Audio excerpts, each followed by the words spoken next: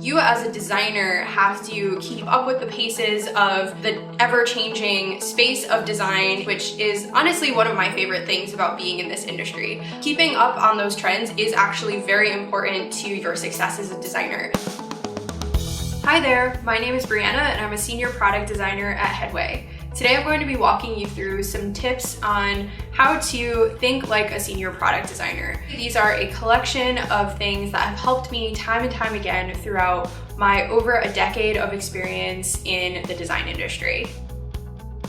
My first tip that I'm going to share today is to utilize asynchronous styles of communication when possible. So at Headway, this means a few different things. When we work with clients, we ultimately like to minimize the amount of meetings where possible. This means that a lot of times as the design team, we frequently want to keep the client involved, but ultimately want to do so in a way that's really time efficient for us. So this means that we use tools like Loom that allow us to screen record our design walkthrough and show the client what we're doing kind of behind the scenes as we're going through our process. Then from there, we will send this over to the client and have them review it. We also do a few different things within our Figma files, which is our design software of choice at Headway. Ultimately, what we're looking to do is utilize things like plugins in the Figma community. One that we really love is called Annotate It, and this is something that we use a lot to annotate different thought processes or things that we want to make our development team aware of, so that way when we do our handoff with them,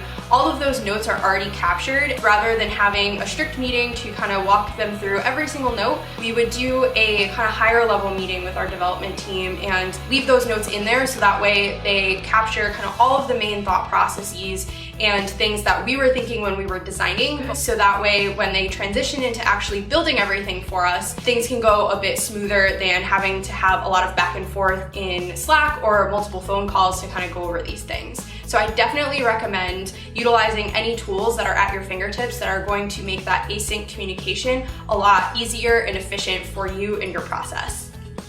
The next tip that I have for you is to embrace both experimentation and change when possible in your process. So as you might know, the product design field is very ever-changing and fast-paced. This means that you as a designer have to keep up with that pace of change, which is honestly one of my favorite things about being in this industry. So one of the things that we like to do at Headway is we take a little bit of time each week as a team and we have a dedicated meeting, and we call this meeting Learn Something, where we actually try to learn something new every single week as a team. Sort of devote that time as a group to exploring on a week-to-week basis, and you can easily integrate that into your own schedule, taking a small window, even if it's 15 minutes, to check something on YouTube or Dribbble or any of the main design spaces that you like to look at on the internet, integrating with that community and looking at what's new and exciting, and then thinking about how can you integrate that into maybe your next project that you're working on. You never want to sacrifice a deadline in order to try something new. Definitely kind of stick with what you know if it's going to be an issue, but there's always opportunities within different spaces to kind of keep up with the paces of the ever-changing space of design. Keeping up on those trends is actually very important to your success as a designer. People don't want things that are outdated. They definitely want things that are new and exciting and going to be giving their product an offering that is modern to the audience that they're looking to get interested in. The final tip that I have for you is to make sure that you're getting involved.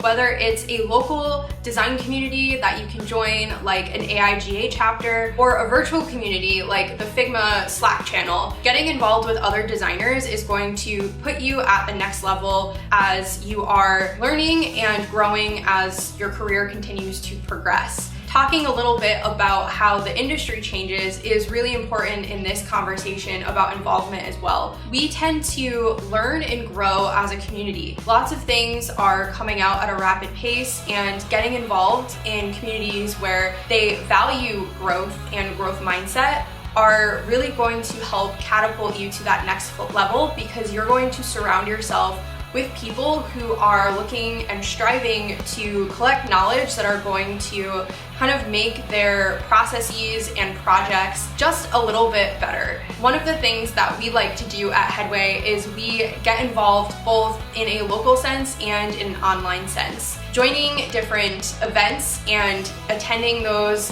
whether it's in person or virtually, is something that we really value at Headway.